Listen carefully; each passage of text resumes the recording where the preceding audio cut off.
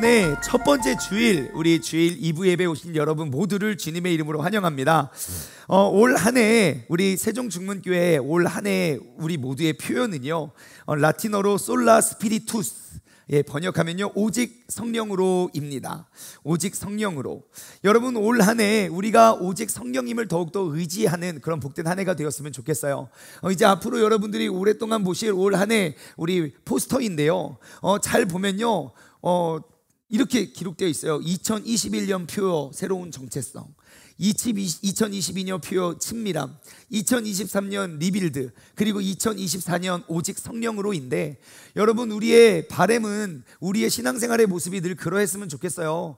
그냥 매년 내가 똑같은 신앙생활, 똑같은 모습이 아니라, 맨날 똑같은 수준과 똑같은 습관의 모습으로 살아가는 것이 아니라, 우리 교회 나무 교회잖아요. 나무는 매년 자라나요. 나무는 매년 새로운 나이테를 만든다고요. 그러므로 우리가 나무 교회이니 2021년 우리가 새로운 정체성을 가지고 2022년 하나님과 더욱더 친밀함을 이루기 위해 2023년 하나님의 말씀 위에 나의 모든 신앙생활의 모습을 다시 한번 리빌드, 새롭게 철거하고 새롭게 설계하고 우리가 건축하여 2024년 오직 성령님의 도우심과 성령님과 동행함으로 우리가 믿음이 더욱더 성장하고 자라날 수 있는 그런 복된 한 해의 주인공 되시기를 주님의 이름으로 소망합니다.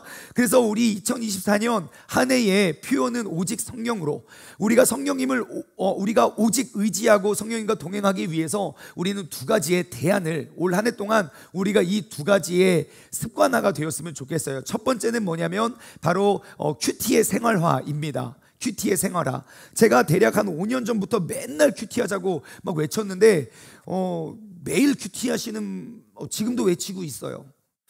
저의 외침이 빨리 끝날 수 있도록 여러분들이 함께 해주셨으면 좋겠고, 큐티 하고는 싶은데 어떻게 해야 될지도 모르겠고 너무 어려워요 하시는 분들이 계셔서 우리가 2024년에는 다양한 방법으로 여러분들이 큐티를 생활화할 수 있는 그러한 프로그램과 그러한 도움을 드리려고 해요.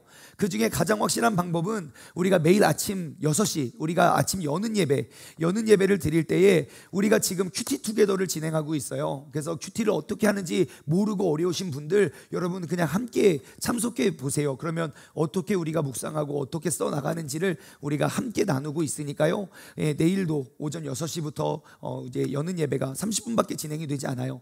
현장에 오시면 같이 앉아서 큐티를 함께 나눌 수 있고, 만약에 저 출근 준비 때문에 못 와요 하시는 분들은 온라인으로 꼭 함께 하시고, 그리고 현장에 오시면 또 어떤 사랑이 많으신, 은혜가 넘치시는 분들이 또 이렇게 또 우리 맛있는 간식 또 후원해 주셔가지고 또 아침에 모닝 커피하고 빵이 준비되어 있으니까 저 아침 먹어야 돼요, 와서 드시고 가시면 돼요. 그러니까 여러분들, 우리가 매일매일 꼭 하나님의 말씀 우리의 삶의 거울로 삼아서 정말 우리의 삶에 맨날 겪는 그런 모든 사건들을 하나님의 말씀으로 해석할 수 있는 그런 한 해가 되는 게 한 가지의 큰 목표이고, 두 번째 목표는 우리 애가 공예배를 회복하는 것입니다.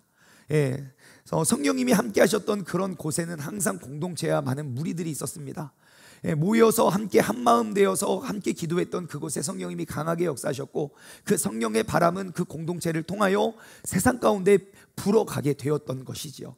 우리가 지난 몇 년 동안 코로나에 의해서 많이 흩어지게 익숙하고 모이기를 꺼려하는 이 세상 가운데 우리가 다시 한번 모이기에 힘써 우리가 매번 드리는 공예배들이 온전히 회복되고, 이 안에 정말 성령의 뜨거운 바람이 불어 닥칠 때 우리의 가정과 우리의 직장과 또 많은 교회들과 다시 한번 이 대한민국 땅에 부흥의 불길이 일어나길 소망합니다. 제가 올 한 해 목표가 오직 성령으로여서, 제가 요즘에 계속 듣는 설교는 우리 70년대 80년대 대한민국 진짜 전무후무한 부흥이 있었거든요. 그래서 그 부흥의 주역들의 설교를 다시 듣고 있어요. 저는 조용기 목사님 설교가 이렇게 재미있는지 다시 들어도 진짜 너무너무 재밌고 은혜가스럽고, 이제 점점 저 조용기 목사님 닮아가게 될지도 몰라요. 믿으시기 바랍니다. 열심히 연습해서. 여튼 그래서 우리가 정말 성령을 오직 성령님만 의지해서 우리 모두가 성령 충만한 한 해를 삼아 우리 교회로부터 불어오는 그 성령의 바람이 정말 대한민국을 넘어 전 세계에 불어오는 그러한 꿈을 꾸며 나아가기를 소망합니다. 2024년 한 해 동안 제가 말씀의 주제를 나눠드리면, 여러분 2024년 한 해도 이제 저는 이 주어진 그 본문 말씀과 이 주일날 여러분들과 함께 나눌 그 본문을 저도 성령님께 의탁하기로 했어요. 그래서 올 한 해 동안 아주 특별한 일, 특별한 상황을 제외하고는 그냥 그날 저에게 주어진 그 본문 말씀이 그 주일 본문이 될 거예요. 제가 어떠한 전하고자 하는 메시지를 제가 담아두고 준비하는 게 아니라 그 주 오늘 큐티책 본문 말씀에 주어진 그 말씀을 묵상해서 여러분들과 함께 나누기를 원하고요. 그리고 오직 성령으로 이러한 한 해를 보내기 위해서 매주 금요일날 우리 금요 커넥트 예배 드리잖아요. 저녁 8시부터 한 11시까지 우리 막 뜨겁게 기도하고 예배하는데, 우리가 그 금요 커넥트 때는 1년 동안 저는 성경 속에 기록되어 있는 성령님을 계속 소개하려고 해요. 성경 속에 성령님이 어떻게 소개되고 어떻게 기록되었는지 성경 속에서 그 성령님의 모습을 찾아서 1년 동안 나눌 거고, 또 주일날에는 주어진 우리 공동체에게 주어진 큐티 본문 말씀으로 우리가 은혜를 나누어 정말 성령님께서 어떻게 이끄시고 어떻게 역사하시고 어떻게 인도하시는지 우리 모두가 그 성령님의 오직 성령으로 변화되는 그런 새로운 삶의 주인공 되기를 주님의 이름으로 간절히 소망합니다. 오늘 우리에게 주어진 본문 말씀은 요한복음 3장 22절에서 36절의 말씀입니다. 오늘 주어진 말씀을 통해서 우리는 그 세례 요한, 우리는 침례 교회니까 침례 요한으로 하는데요, 그 침례 요한과 같은 삶의 주인공이 되기를 소망합니다. 저는 오늘 주어진 본문 말씀을 통해서 세 가지 은혜를 나누기를 원하는데요, 첫 번째, 우리는요 예수님을 만나기 전과 예수님을 만난 후가 같은 삶이 되기를 소망합니다. 한 번 더요. 우리는요 예수님을 만나기 전과 예수님을 만난 후의 삶의 모습이 똑같은 사람이 되기를 원합니다. 우리가 지금 하나님의 영광을 위해서 살아가거든요. 근데 예수님을 만날 수 있는 두 가지 방법이 있어요. 한 가지는 내가 죽어서 예수님 앞에 나아가든지, 아니면 다른 한 가지는 내가 아직 살아있을 때 주님께서 다시 재림하시는 거죠. 다시 이 땅에 오셔서 예수님 앞에 만날 때, 과연 내가 예수님 앞에 섰을 때 나의 말과 나의 행동과 나의 삶의 모습이 똑같아야 좋을까요? 달라야 좋을까요? 하나 둘 셋. 달라야 좋아요? 똑같아야 좋을 것 같아요? 여러분, 우리가 처음에 주님을 만났을 때, 내가 주님을 아예 몰랐을 때는 달라야 좋겠지요. 왜냐하면 내 삶의 주인이 나이고 성령님을 알지 못하고 우리의 구원자를 알지 못하니 우리는 영원한 하늘나라 천국을 누리기 위해 살아가는 사람이 아니라 세상 모든 사람들이 그렇게 살아가듯 죄와 사망을 위해서 우리가 힘차게 달려가는 그러한 죄인의 삶으로 살아가게 되겠지요.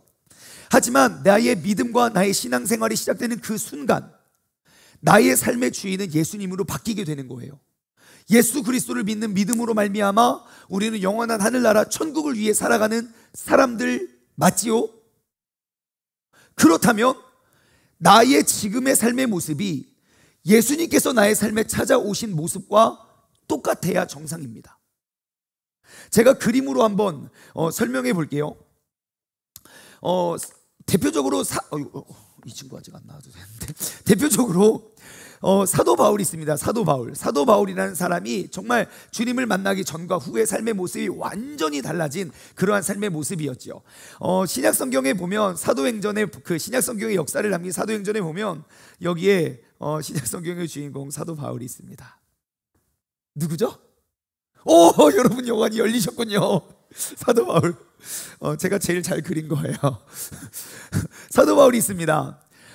그 사도행전을 보면 이제 사도 바울이 주님을 만나기 전과 후의 삶이 완전히 달라져요. 제가 크게 사도 바울의 인생을 둘로 크게 나누면 예수님을 만나는, 그러니까 사도 바울의 인생이 두 개로 전환돼요.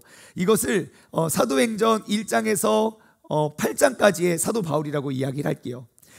사도행전 7장과 8장, 예수님을 구원자라고 고백하는 사람들 다 쫓아가면서 잡아 죽였던 사람입니다. 그리고 사도행전 9장부터 28장까지는 완전히 새로운 삶이 돼요. 다메섹이라는 동네에 가서 예수님을 믿는 사람들 잡아 죽이려고 가다가 다메섹 도상에 거의 다 도착해서 주님을 만나요. 그 만남의 순간이 있은 다음에 사도 바울은 전과 후가 완전히 달라지는 인생을 살았어요. 맞아요. 예수님을 만나면 우리는 만나기 전과 만난 후에 완전히 다른 인생을 사는 게 맞아요. 하지만 이 자리에 있는 우리가 2023년도 신앙생활을 했고 2024년도 신앙생활을 했다면 우리는 이제 이 영역이 아닌 거예요. 우리는 이전에 주님을 만났기 때문에 주님을 인격적으로 만난 이후의 삶은 이곳이어야 돼요. 그럼 한번 생각해 보세요. 사도 바울이 살아가는데 죽어서 하나님께 나아간 게 아니라 이때에 주님을 만났더라면 사도 바울의 인생이 주님을 만나기 전과 후가 같을까요? 다를까요? 똑같겠죠. 왜냐하면 사도행전 9장 이후로 나의 평생의 소원, 나의 부르심과 나의 소명과 사명은 내가 오직 예수 그리스도를 증거하고 전파하는 오직 그것에 매진했거든요. 내가 1차 전도여행을 다니다가 예수님을 만났어요? 그러면 예수님을 만나기 전과 후가 똑같겠지요. 만약에 이때 주님께서 오셨다면 사도 바울의 인생이 똑같았을까요? 달랐을까요? 똑같았겠죠. 삶의 목적이 달라지지 않았을 거예요. 이때 만났을 때도 그렇고 이때 만났을 때도 그렇고 사도 바울이 변화된 이후에 주님을 만나는 어떠한 순간도 사도 바울은 주님을 만나기 전과 후의 모습이 똑같았을 거예요. 주님께서 오셨다고요? 그럼 주님을 만난 모든 사람이 다 주님을 따라다녔을까요? 그렇지 않아요. 각자에게 주어진 삶, 내가 이전에 살아왔던 삶과 똑같은 모습으로 이후에도 살아가는 것이겠지요. 오늘 본문 말씀에 사도 요한이, 침례 요한이 바로 그러한 삶을 살았습니다. 여러분, 침례 요한의 인생은 아시죠? 예수님께서 이 땅에 오시기 전에 예수님의 오심을 예비하고 준비했던 사람이에요. 광야에 외치는 소리가 있다고 예언된 말씀을 성취하여 예수님의 오심을 준비했던 사람이에요. 그래서 침례 요한은 어떻게 사냐면요, 막 모든 곳을 돌아다니면서 예수님이 하셨던 대로, 예수님이 이 땅에 오셔서 예수님의 인생을 딱 세 단어로 요약하면 가르치고 전파하고 고치셨어요. 티칭, 프리칭, 힐링. 그래서 천국 복음을 가르쳤고요, 하나님의 말씀을 전파했고요, 그 다음에 병든 자, 아픈 자들을 고치셨어요. 그래서 그 침례 요한, 그 세례 요한은요, 예수님께서 이 땅에 오시기 전에 그의 오실 길을 예비한 자였어요. 모든 곳을 돌아다니면서요, 천국 복음을 전파했고요, 회개를 촉구했고요, 우리의 죄의 씻음, 그 회개를 기념하고 의미하기 위해서 계속 침례를 주었다고요. 그러다가 예수님이 침례 요한 앞에 나타나셨어요. 그를 보자마자 직감했어요. 내가 그토록 기다리던 메시아, 우리의 구원자 예수 그리스도가 내 눈앞에 왔구나. 그때 예수님께서는 그 침례 요한에게 나에게 침례를 베풀라고 권면해요. 내가 어떻게 합니까? 나는 못합니다. 그러니까 예수님의 표정이 굉장히 진지했어요. 너가 그렇게 해라. 그러니까 요한이 그 예수님의 명령에 순종하여 침례를 주고 그 이후에 예수님의 사역이 시작돼요. 여러분, 그 전까지 침례 요한의 삶의 모습을 보면요, 굉장한 인기를 끌었던 사람이에요. 사람들이 다 침례 요한을 보면서 이 사람 누구지? 누구 귀에 저렇게 침례를 베풀고 누구 귀에 저렇게 많은 기적과 능력을 베풀지? 당신이 엘리야요? 당신이 선지자요? 당신이 메시아요? 그러니까 많은 무리들, 많은 제자들이 그 침례 요한을 높이 세울 때마다 침례 요한은 늘 이렇게 말했어요. 아니요, 저는 앞으로 오실 그 예수님의 신발끈도 맬 그러한 자격이 없는 사람입니다. 나는 여러분에게 물로 침례를 주지만 앞으로 오실 그분은 성령과 불로 침례를 주실 분이기 때문에 저는 그분 비교도 안 되는 거예요 라고 자신을 계속 낮추면서 예수님의 영광을 올려드렸어요. 그리고 주님께서 오셨어요. 주님을 만났다고요. 그 다음에 요한의 삶은 어떠했을까요? 1번, 예수님 쫓아다녔다. 2번, 내가 예수님을 만나기 전의 삶과 똑같은 삶을 살아갔다. 하나, 둘, 셋. 1번. 여러분, 2번입니다. 오늘 본문 말씀이 그걸 말해요.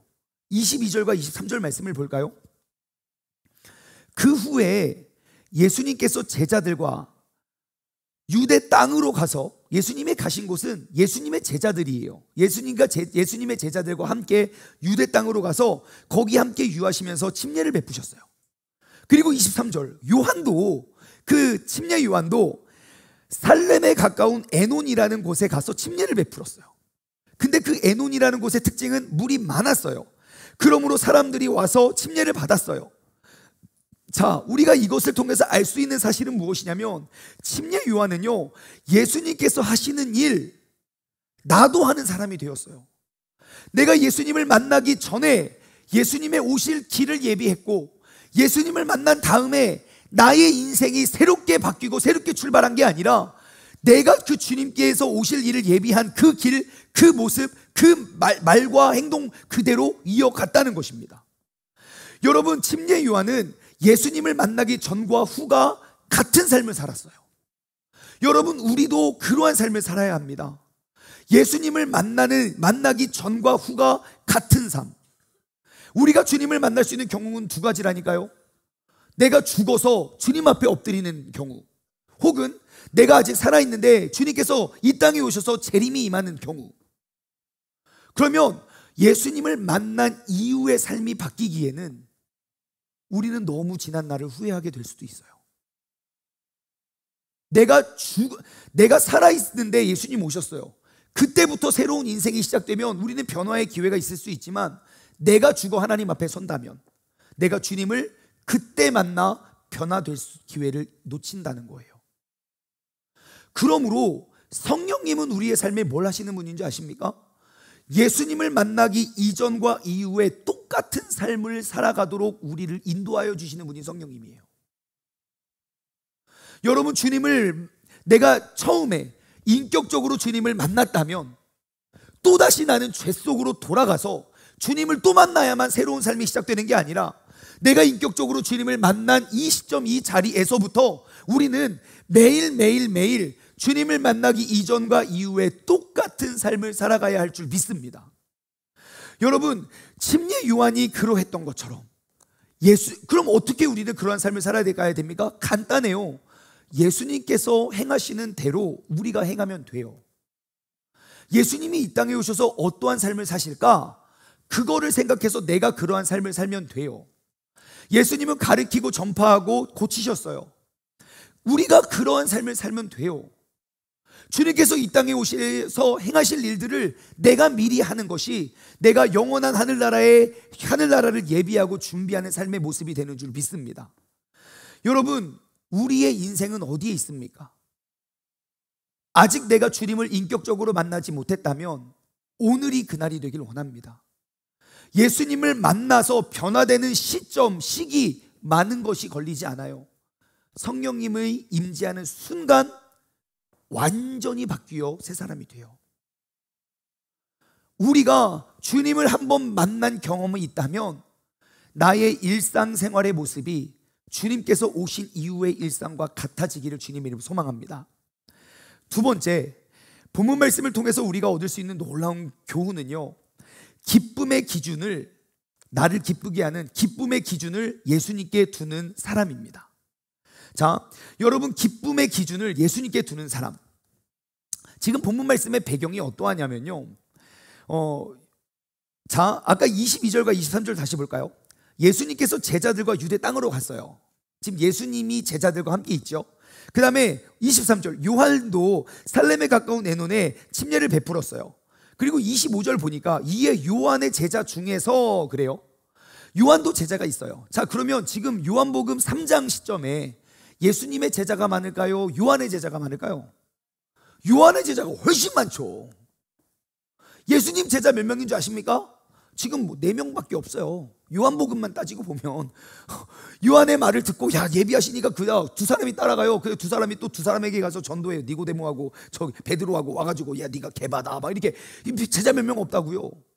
요한의 제자는 엄청 많았어요. 항상 많은 무리가 따랐고 많은 사람들이 회개하고 많이 변화를 받았다고요. 그리고 진짜 막 구약의 예언자처럼 행동을 했다고요. 그런데 그가 이제 살아났는데 지금 어떠한 일들이 벌어지냐면, 그 요한의 제자들이 가만히 보니까 우리의 제자들이 다 예수님을 쫓아가는 거예요. 배신을 한 거예요. 아니, 어떻게 우리를 따르던 무리가 예수님을 따라가냐? 그러니까 25절 말씀 볼까요? 이에 요한의 제자 중에서 한 유대인과 더불어 정결 예식에 대해서 변론을 하기 시작해요. 야, 그 예수라는 사람 뭐하냐? 침례를 베풀고 있어. 침례를 한다고? 요한도 똑같이 침례를 하고 있어요. 더 재미있는 거 22절로 돌아가 볼까요? 그 후에 예수님께서 제자들과 어디로 가십니까? 유대 땅으로 가세요. 유대 땅. 그리고 요한은 어디로 가는 줄 아십니까? 23절, 요한도 살렘 가까운 에논에서 침례를 베푸는데 거기에는 물이 많대요. 그러니까 침례받기 더 좋은 곳은 요한과 함께하는 곳인데 많은 무리가 예수님을 쫓아갔다고요. 그때 요한의 마음은 어땠을까요? 요한의 마음, 내가 여태까지 노력하고 수고해서 이렇게 성도님들이 많아졌는데 갑자기 옆에 새로운 교회가 개척했는데 벌써 불안해요. 성도들이 우르르 나갔어요. 그때 우리의 마음은 어떠냐는 겁니다. 저는 이 말씀을 묵상하는데 한 가지 사건이 크게 떠올랐어요. 여러분, 저의 이름은 장충만이에요. 여러분, 장충만 좋은 이름입니까? 부끄러운 이름입니까? 확실합니까? 저는 학창시절 때요, 정말 제 이름이 너무 좋은 이름이라는 걸 진짜 근래에 깨달았어요. 그래서 근래에 들어서 정말 남은 오후도 충만하세요. 너무 좋은 것 같아요. 40대가 되니까 충만한 게 좋아졌어요. 근데 제가 학창시절 때는요, 저는 정말 부끄러운 이름을 가지고 살아왔었어요. 제가 진심으로 계명을 하고 싶다는 생각을 한두 번 충동적으로 한 게 아니라 어려서부터 계속 꾸준히 정말로 몇천 번, 몇만 번 계명하고 싶은 그런 마음이 있었을 정도로 저는 제 이름이 너무너무 부끄러운 삶을 살아왔어요. 제 이름이 어떻게 만들어지게 됐냐면 제 이름의 기원이 이래요. 장경동 씨와 양성순 씨가, 장경동 군과 양성순 양이 결혼을 했어요. 첫째 아이를 뿅 낳았는데 딸이 나왔어요. 그의 이름을 은혜라 줬어요. 그리고 저희 아버지께서 이렇게 말씀하셨대요. 이후로는 아들을 낳을 것이니 이름을 충만이라 하라. 정말로 3년 뒤에 아들이 나왔고 이름을 충만이라 했지요.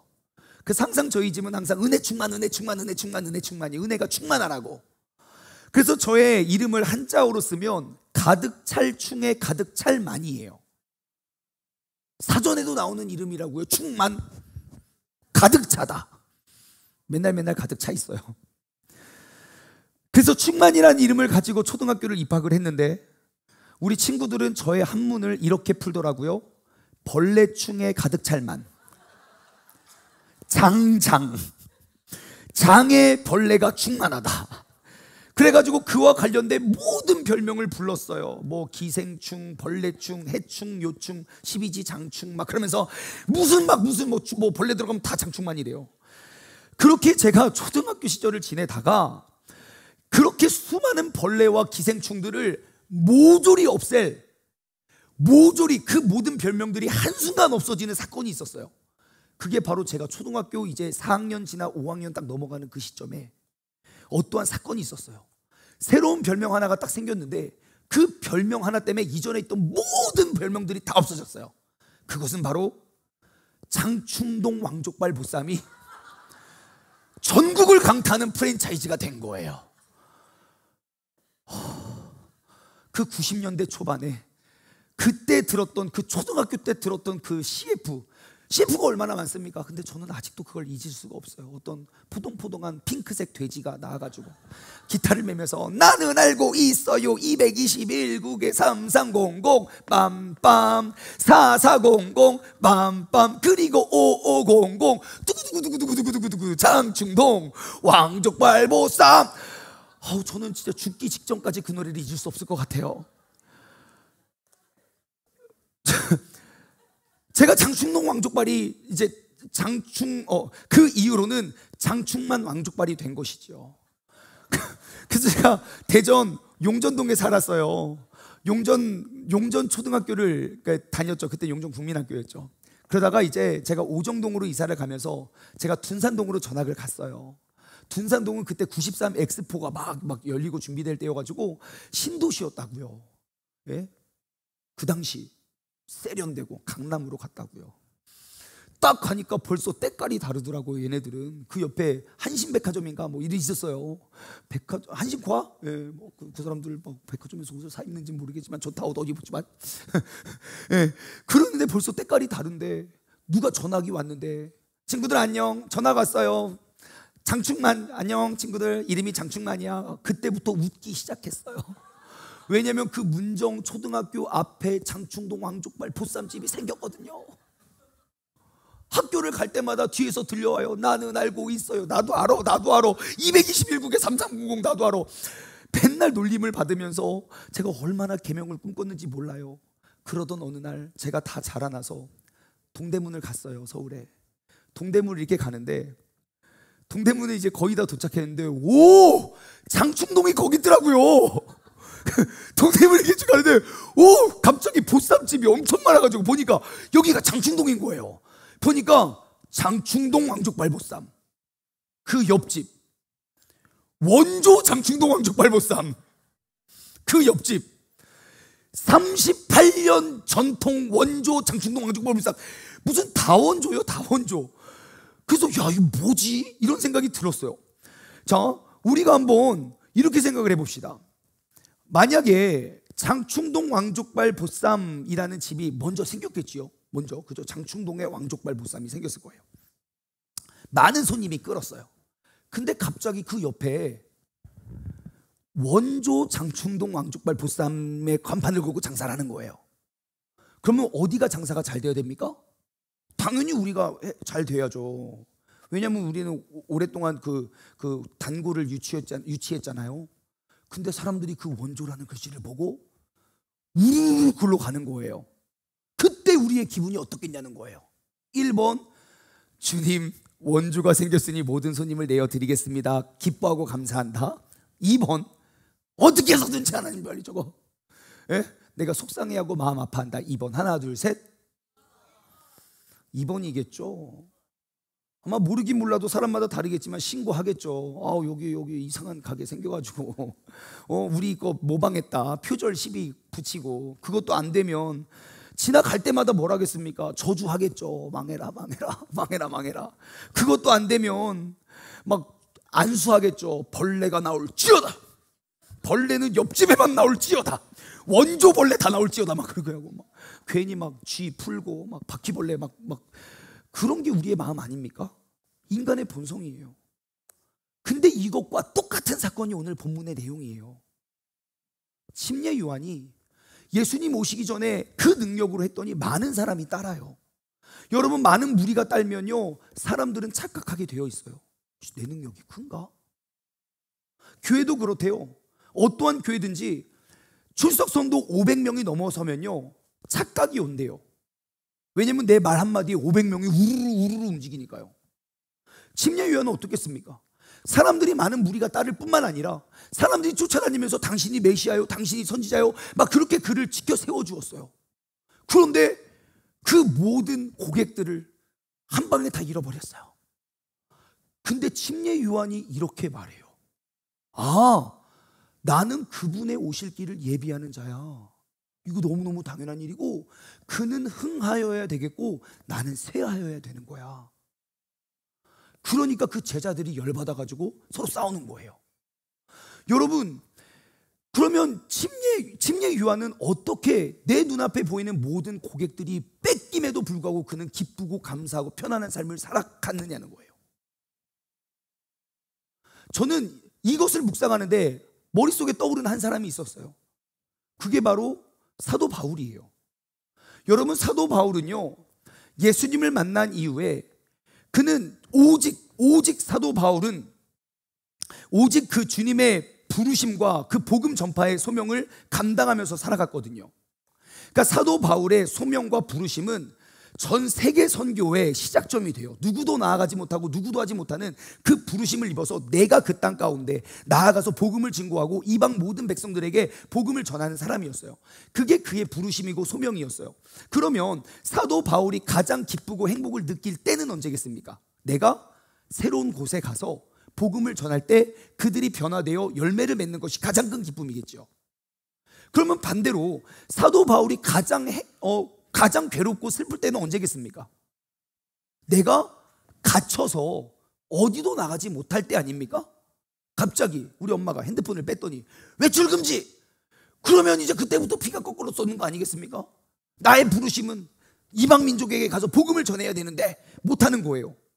그렇다면 사도 바울이 그렇게 부르심을 받아 내가 세계 선교 역사의 주인공이 돼야 되는데 감옥에 갇힌다면 그것은 사도 바울 입장에서 매우 절망적인 일입니까? 매우 희망적인 일입니까?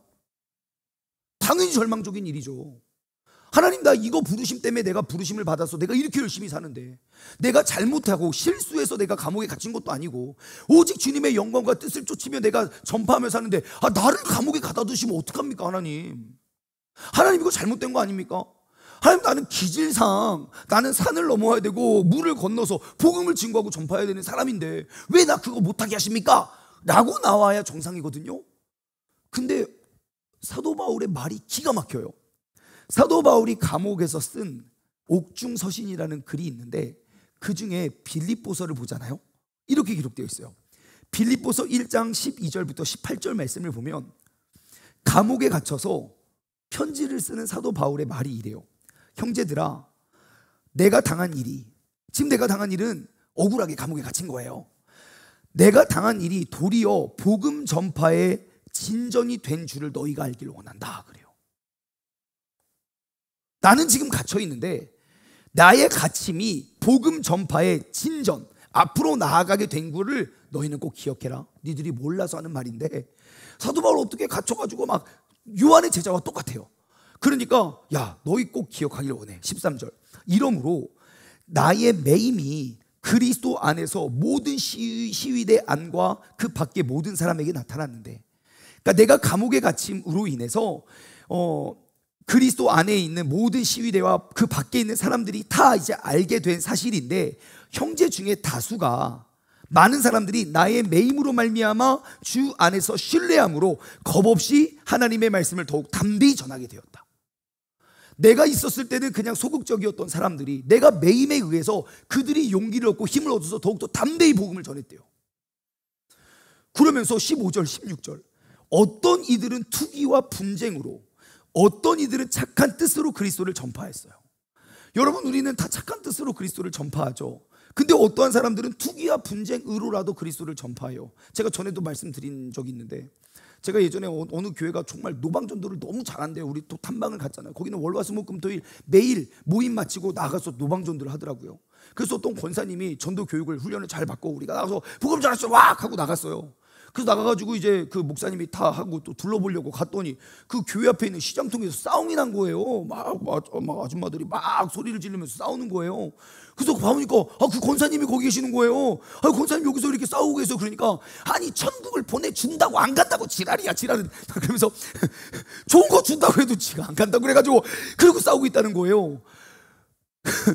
그런데 어떠한 이들은 투기와 분쟁으로, 16절, 이들은 내가 복음을 변증하기 위하여 세우심을 받은 줄을 알고 사랑으로 하지만 나의 매임과 괴로움을 더하게 할 줄로 생각하여 순수하지 못하게 다툼으로 그리스도를 전파하는 자다.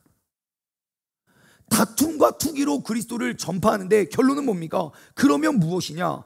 내가 거칠애로 하나 진심으로 하나 어떠한 방도로 하든지 전파되는 것은 예수 그리스도니 이로써 나는 기뻐하고 또한 기뻐한다 그래요. 내 소명을 내가 직접 담당하지 않아도 나의 매임과 갇힘으로 인해서 더욱더 많은 사람들이 복음을 잘못된 모습이라도 예수 그리스도가 전파되니 나는 여기서 얼마나 기쁜지 몰라. 여러분, 사도 바울도 또 침례 요한도 여러분, 이들이 이러한 삶을 살아갈 수 있었던 이유가 뭔지 아십니까? 이유는 간단해요. 그들의 기쁨의 기준이, 나를 기쁘게 하는 그 기쁨의 기준이 나에게 있는 것이 아니라 예수님께 있었다는 거예요. 여러분, 이것은 나를 기쁘게 하는 기쁨의 요소입니다. 우리가 언제 기뻐하고 언제 슬퍼하는지를 한번 생각해 보세요. 나를 기쁘게 하는 그 기쁨의 기준이 나에게 가까워지면 질수록 하나님이 관심 없는 것 나는 기뻐하고 하나님이 관심 많은 것 나는 별로 안 좋아해요. 만약에 나를 기뻐하는 그 기쁨이 내 안에 있잖아요. 그러면 나는 와, 복 받았다 하지만 하나님은 하나도 안 좋아하는 거예요. 이를테면 물질이 내 삶의 기쁨의 기준이 되잖아요. 내가 돈만 많이 벌면 난 행복해요. 모든 거짓과 모든 불법과 이런 것들을 다 해서 내가 많은 돈을 얻으면 난 기뻐해요. 하나님은 피눈물 흘리십니다. 그것이 명예라면, 나를 기쁘게 하는 것이 명예라면, 내가 그 많은 명예를 얻기 위해서 얼마나 많은 거짓말을 하고 얼마나 더럽고 추접한 일을 많이 해서 내가 거기에 올라요? 나는 기쁘죠. 하지만 주님께 심판받을 일이에요. 그리스도인은 나를 기쁘게 하는 그 기쁨의 기준이 나에게 있는 것이 아니에요. 예수님과 가까워지는 것이에요. 이를테면 봉사하는 거죠. 내가 교회를 누가 알아주든 몰라주든 열심히 봉사하고 헌신하잖아요. 예, 힘들어요. 피곤해요. 근데 아무도 몰라줘요. 그래도 나의 헌신과 희생이 주님께서 기뻐하실 일이에요. 근데 이쯤 가면 단점이 뭐냐면 누가 안 알아주면 섭섭해요. 마치 침례 요한이 막 열심히 해서 막 와, 주님의 영광을 위해 와, 여기 나왔습니다. 근데 성도가 우르르 예수님 따라가면 섭섭이가 찾아와가지고 내가 여태까지 가르쳤나, 우리 제자들 어떻게 내가 지금 여기에 가는데 왜 아무도 안 따라와서, 이 섭섭이가 찾아올 수 있어요. 근데 침례 요한도 그렇고 사도 바울도 그렇고 그들을 기쁘게 하는 기쁨의 기준이 어디 있는지 아십니까? 예수님 안에 있어요. 그러니 나는 아무것도 안 해도 상관없어요. 내가 열심히 노력했는데 나의 이름이 안 올라가도 괜찮아요. 왜요? 주님이 기뻐하신다면. 주님 기뻐하시는 일에 나도 기뻐하고 주님 슬퍼하시는 일에 나도 슬퍼할 수 있는 사람. 여러분, 그리스도인이라 말하는 사람들은요, 내 삶의 기쁨의 기준을 예수님께 둔 사람입니다. 그 기쁨의 기준을 나에게 두어서는 안 돼요. 내가 그리스도임에도 불구하고 그 기쁨의 기준이 나에게 있다면, 혹은 내 자녀에게 있다면, 혹은 물질에 있다면, 혹은 명예에 있다면, 여러분, 우리는 잘못된 신앙생활, 잘못된 믿음생활 할 수밖에 없어요. 여러분, 만약에 이런 거죠. 예수님이 가장 기뻐하실 일은 아마 우리 교회에 새롭게 등록한 그 사람의 이름이 불리워질 때 하늘에서 천국 잔치가 일어날걸요. 와! 정의태, 박행수, 와! 하늘나라는 잔치가 일어난다고요. 근데 우리는 어때요? 와, 관심도 없어요. 관심도 없어. 끝이요. 그러다가 갑자기 오늘 제가, 여러분 오늘 새해 첫 예배니까 제가 다른 건 아니고 그냥 가벼운 금 한 돈씩 드리도록 하겠습니다. 만약 그렇다 쳐보세요. 와! 아마 세종시에 있는 사람 다 올걸요? 제가 여기 오는 사람 금 한 돈씩 준다고 하면? 여러분도 그 기쁜 소식 전하겠습니까? 안 전하겠습니까? 당연히 전하죠. 맘카페 일보드로 들어 올라가가지고 지금 세종중문교회 금을 나눠주고 있어요. 미쳤어요. 막 그러면서 금방 소문나요. 근데 왜 예수 그리스도의 놀라운 역사하시면 소문이 안 나냐는 거예요. 나를 기쁘게 하는 기준이 어디에 있는지 한번 돌아보시길 원해요. 마지막으로 세 번째, 본문 말씀을 통해서 우리가 얻을 수 있는 그 귀한 은혜는 하나님이 보내신 이는 성령 충만한 삶을 살아갑니다. 오늘 본문 말씀 34절을 한번 볼까요? 하나님이 보내신 이는 예수님을 말하는 거예요. 하나님의 말씀을 하시니 이는 하나님의 성령을 한량없이 주십니다. 그래요. 그의 말이 하나님의 말씀을 전하게 되는 이유, 하나님께서 가르쳐 주시는 대로 사는 이유가 무엇이냐면 34절 다시 보면 하나님의 보내신 이는 하고 가로로 묶어보세요. 하나님의 말씀을 하나님 가로 닫고, 그러니까 그것을 가로로 묶으면 하나님의 보내신 이는 하나님의 성령을 한없이 주신 이에요. 우리가 이 땅을 살아갈 때 하나님의 소명, 하나님의 기쁨을 위해 살아가기 원한다면 하나님의 영으로 살아가야 된다는 것이에요. 그래서 올 한 해 우리는 성령 충만한 삶을 우리는 소망하고 바라는 것입니다. 여러분, 우리가 하나님을 믿는 믿음으로 이 땅을 어떻게 살아갈까요? 여러분, 나를 기쁘게 하는 그 기쁨의 기준을 어찌 세상이 알지도 못하는 천국에 두고 우리가 그것을 기뻐할 수 있겠습니까? 나의 의지로는 안 돼요. 우리의 본성으로는 안 돼요. 하지만 내 안에 성령님께서 쉼없이 나를 진리 가운데로 인도하시고 하늘에 있는 모든 말씀들을 이 땅 가운데 이루기를 소망하는 예수님이 걸어가셨던 그 길, 나도 그 길을 살길 원하시는 것은 성령님의 인도하심 속에 있을 때에야 가능한 줄 믿습니다. 그러므로 오늘 다시 한번 우리는 성령님을 내 삶에 모셨으면 좋겠어요. 그리고 성령님은 지금도 내 안에서 나에게 말씀하시는 그 세밀한 음성을 내가 듣고 따르기 위해서 오늘도 하나님 말씀 묵상하며 살아가십시오. 주님께서 주님의 음성을 듣기 위하여 엎드려 기도하시고요, 성령님의 인도하심에 따라 주님을 만나는 그 만나기 전과 후의 인생이 똑같을 수 있는 믿음의 사람 되기를 주님의 이름으로 간절히 소망합니다. 말씀을 맺겠습니다. 여러분, 오늘 주님께서 우리에게 허락하여 주신 귀한 말씀을 통해 우리는 세 가지 은혜를 나눠봤어요. 첫 번째, 우리는 예수님을 언제 만나게 될지 모르지만 예수님을 다시 만나게 되기 이전과 이후의 삶이 똑같아지시기를 소망합니다. 내가 주님 만났을 때 이전의 나의 모든 잘못된 신앙생활을 후회하지 마십시오. 그때는 이미 늦은 때입니다. 그리고 예수님을 내가 다시 만나기만을 기다리지 마십시오. 이미 우리는 천국 백성이기 때문에 예수님을 만난 이후의 삶과 같은 삶을 지금 살아 주님께서 내게 맡겨주신 그 주님의 기쁨이 나의 기쁨이 되고 주님의 눈물이 나의 눈물이 되어 우리가 주님과 동행하는 나의 기쁨의 기준을 주님께 둘 수 있는 사람 되길 소망합니다. 그러기 위해서 우리는 오늘도 성령님을 의지하고 성령님을 간절히 소망하며 성령님께서 내게 내 안에서 말씀하여 주시는 그 전 크신 은혜를 누리며 살아갈 수 있는 저와 여러분 되기를 주님의 이름으로 소망합니다. 적용 질문을 드립니다. 첫 번째, 여러분 한번 돌아보십시오. 예수님을 닮은 나의 모습은 무엇입니까? 여러분 지금 예수님 얼마 동안 믿어 오셨나요? 물론 오늘 처음 믿으신 분도 계시지만 적어도 몇 개월, 몇 년, 몇십 년 되셨잖아요. 그러면 내게 보이는 예수님을 닮은 모습은 무엇입니까? 나의 무엇이 예수님을 닮았을까요? 여러분 내 삶 가운데 예수님을 닮은 모습을 한번 돌아봤으면 좋겠어요. 오늘 본문 말씀을 보잖아요. 그러면 그 제자들이 요한에게 와서 말을 해요. 지금 우리 제자들이 예수라는 사람을 당신이 말한 그 일을 쫓아갔습니다. 그러니까 요한이 이렇게 대답해요. 28절, 내가 말한 바 나는 그리스도가 아니고 그의 앞에 보내심을 받은 자라고 한 것을 증언할 자는 너희다 그래요. 여러분 이 자리에 모여있는 우리는요, 주님의 오실 날을 예비하는 사람, 주님 앞에 서는 날을 준비하는 사람이라면 지금 내 옆에 있는 사람은요, 내 삶에 증언을 해줄 사람이에요. 세상 사람들이 오해하고 세상 사람들이 우리를 잘못 이해해도 아니야, 장충만 그 사람 그런 사람 아니야. 내가 그 사람이랑 지금 몇 년 동안 교회 같이 다녔는데 야, 그 사람 그렇게 쉽게 거짓말하고 그런 사람 아니다.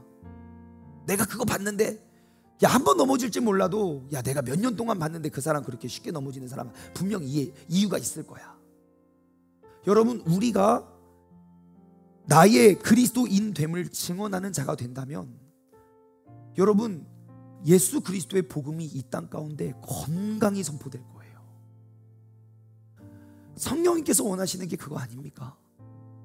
여러분 우리의 삶을 통해 예수님을 더욱더 닮아가는 나의 모습들을 계속 만들어 가십시오. 그 모습이 누구에게 비춰져야 될까요? 지금 나랑 가장 가까이 앉아있는 사람들이 우리의 증언자가 되어야 돼요. 두 번째, 내 삶의 기쁨의 기준은 누구에게 있는지 한번 돌아보았으면 좋겠어요. 나를 기쁘게 하고 나를 슬프게 하는 것은 무엇인가? 그 기쁨의 기준이 나에게 있는가? 그럼 나에게 어떠한 좋은 일이 있으면 기뻐하고 나에게 나쁜 일이 생기면 나는 슬퍼할 거예요. 혹은 나를 기쁘게 하는 그 기준이 하나님께 있잖아요. 그러면 나를 기쁘게 하는 일이 있어도 기뻐하고 나를 슬프게 하는 일이 있어도 환경이 바뀌어도 나는 절망하지 않을 수도 있어요. 마치 요한과 사도 바울처럼. 왜요? 주님의 뜻이 이루어지고 있다면 나는 그것에 만족하고 나는 그걸 너무 기뻐한다. 난 오늘 이날만을 기다렸다. 내가 망하는 그날 주님의 음성이 나에게 더욱더 크게 들릴 것이기 때문이다 라고 말할 수 있는 사람이 되는 거예요. 혹은 나를 기쁘게 하는 그 기쁨의 기준이 내 자녀에게 있습니까? 어떻게든 내 자식만 잘 되고, 어떻게든 내 자식 힘들게 하는 사람 내가 쫓아가가지고 막 눈깔 찌르고 막 그런 거 말고요. 여러분, 나를 기쁘게 하는 그 기쁨의 기준이 돈에 있습니까? 그것은 주님 모르는 사람들이 하는 거예요. 하나님의 말씀을 보면 나를 기쁘게 해야 할 기준이 무엇인지 너무너무 명확하게 보여주고 있어요. 우리가 이번 한 주 다시 한번 나의 삶의 기쁨의 기준은 어디에 있고 나는 얼만큼 그것이 가 있는지 한번 돌아봤으면 좋겠고요. 마지막으로 세 번째, 그리스도인의 삶을 증언해주는 사람이 됩시다. 하나님이 왜 믿음의 공동체를 만들어 주셨는지 아십니까? 우리의 본성은 죄악이 가득해서 우리는 또 넘어지고 쓰러져요. 아무리 주님의 영광을 위해 산다고 할지라도. 교회도 마찬가지예요. 목사님들도 마찬가지예요. 맨날 민족의 구원과 이 나라와 이 나라의 회복과 막 꿈을 위해서 막 기도해요.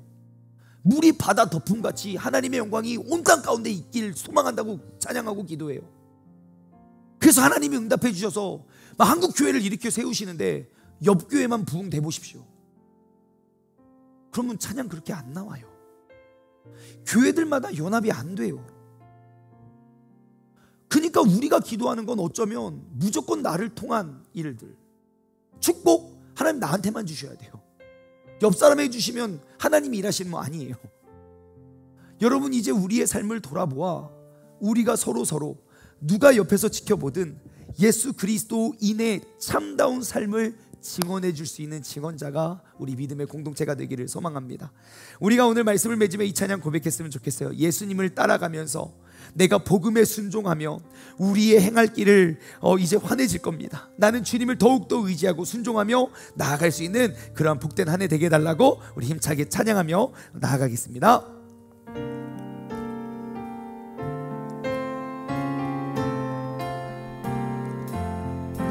예수 따라가며 복음 순종하며 우리 행할 길 환하겠네. 주를 의지하며 순종하는 자를 주가 늘 함께 하시리라. 우리 2절로 고백할까요?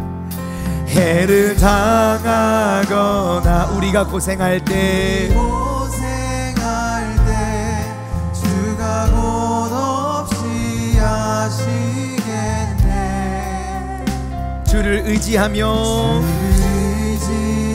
순종하는 자에게 주님께서 안위해 주실 것입니다.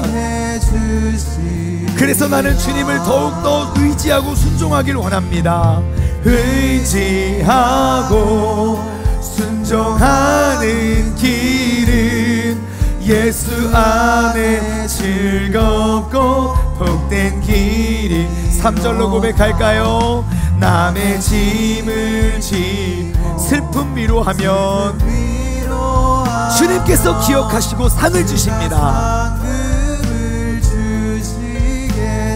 내가 주님을 의지하고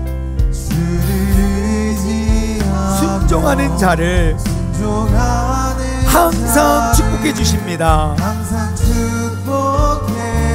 4절로 고백할까요? 우리 받은 것을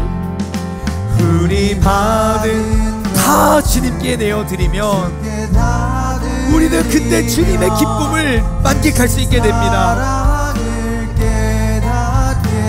내가 주님을 의지하며 주를 의지하며 순종하는 자를 은혜 풍성케 하시. 의지하고 순종하는 길, 의지하고 순종하는 길은 예수 안에 즐겁고 내 의지하고 순종하는 길은 의지하고 순종하는 길은 예수 안에 즐겁고 우리 다 같이 두 손을 번쩍 들고 주님의 이름을 한번 힘차게 부르짖고 합심하여 기도하며 나아가겠습니다. 주여, 하나님 아버지 감사합니다. 내가 오늘도 예수님을 따라가며 하나님 복음에 순종하며 나아가길 원합니다. 하나님, 내가 예수님을 이전에 만난 이후에 나의 삶은 여전히 죄악과 씨름하고 여전히 죄악 속에 살아가는 것이 아니라 내가 주님께서 나와 함께 하시고 주님께서 나의 삶을 변화주셨기 때문에 주님께서 다시금 내게 찾아오셨을 때 그 주님을 만나기 이전의 삶과 이후의 삶이 일치될 수 있는 그러한 삶의 주인공 되게 하여 주옵소서. 나를 변화시킬 누군가가 또 필요한 것이 아니라 이미 나를 변화시킨 그 예수 그리스도를 내가 따라가면서 하나님, 나의 삶의 기쁨의 기준을 내게 두는 것이 아니라 오직 예수 그리스도에게 두어 주님께서 기뻐하시는 것 나도 기뻐하시고 주님께서 원하시는 것 나도 원하고 주님께서 행하시는 것 나도 행하며 나아갈 수 있는 믿음의 사람 되게 하여 주시옵소서. 주님을 사랑하는 자는 주님의 말씀을 지키지 않을 수가 없습니다. 주님께서 좋아하시는 것 내가 좋아하지 않을 수가 없습니다. 하나님, 주님을 더욱더 사랑하고 주님의 인도하심 속에 우리가 살아가 나아갈 수 있는 믿음의 자녀 되게 하여 주옵소서. 하나님, 이제는 내 삶의 기쁨의 기준을 주님과 나와 달리 두는 것이 아니라 내 삶의 기쁨의 기준을 주님께 두길 원합니다. 아버지 하나님, 주님의 기쁨의 기준을 주님께 둔다면 하나님, 때로는 나의 삶에 어려움이 오고 때로는 억울함에 감옥에 갇힐 수도 있더라도 아버지 주님께서 행하시는 일을 보며 우리가 참 기뻐하고 만족하고 감사할 수 있는 우리 모두가 되게 하여 주시옵소서. 하나님, 오늘 모여있는 이 자리에 있는 우리 모두가 하나님, 서로의 믿음과 서로의 신앙과 그 서로의 삶을 증언할 수 있는 사람들 되길 원합니다. 주님 안에서 우리가 바로 서고 아버지 주님을 더욱더 의지하고 기대하며 나아갈 수 있는 믿음의 사람 되게 하여 주시옵소서. 하나님 아버지 감사합니다. 오늘도 우리가 나 홀로 주님을 믿고 따르는 것이 아니라 주님을 믿고 따르는 그런 믿음의 공동체, 또 믿음의 동역자 가운데 우리를 세워주신 주님께 감사드립니다. 2024년 한 해 우리는 오직 성령님께서 인도하시는 그러한 삶을 살아가길 원합니다. 성령님께서 인도하시는 삶은 어떠한 삶인가? 우리의 삶의 기쁨의 기준을 예수님께 두는 사람입니다. 내가 예수 안에 있고 내 안에 성령님 계신다면 주님께서 행하실 일 바라보며 나도 기뻐하고 주님께서 눈물 흘리실 일 나도 슬퍼해야 되는 것이 매우 당연한 일이지만 나는 입으로는 주님을 의지한다고 말하고 입으로는 성령님을 내 안에 모셨다고 말하면서 주님께서 슬퍼하실 일들을 나의 이익을 위해 행함으로 우리는 자랑하고 주님께서 심판하실 일들을 나의 이익을 위해서라면 우리는 서슴지 않고 우리는 그 죄를 따라갔던 성령이 충만하지 못하는 삶을 살아왔음을 회개합니다. 하나님, 오늘 이 시간 이 자리에서부터 우리가 다시 한번 주님의 기쁨이 나의 기쁨이 되고 주님의 눈물이 나의 눈물이 되고 주님께서 원하심이 나의 원함이 되고 주님께서 행하시는 일이 나의 삶이 되게 하여 주옵소서. 그로 말미암아 오늘 이 자리에 모이는 우리 믿음의 공동체가 남들이 뭐라 하고 누가 어떤 말을 해도 우리가 서로를 증언할 수 있는 그러한 증언자들 되어서 아무리 어려운 환경과 상황 속에서도 우리가 견고히 감사와 기쁨으로 주님의 뜻을 이루며 나아갈 수 있는 믿음의 사람 되게 하여 주옵소서. 이제는 우리 주 예수 그리스도의 은혜와 아버지 하나님의 무한하신 사랑하심과 성령님의 교통하심이 오직 주님을 의지하여 우리의 삶의 기쁨의 기준을 하나님께 두어 살아가길 소망하는 우리 사랑하는 세종중문 가족들 머리 위에, 이 시간 영상을 통해 예배드리는 모든 성도님들 머리 위에 이제부터 영원토록 함께 하시길 간절히 축원하옵나이다. 아멘.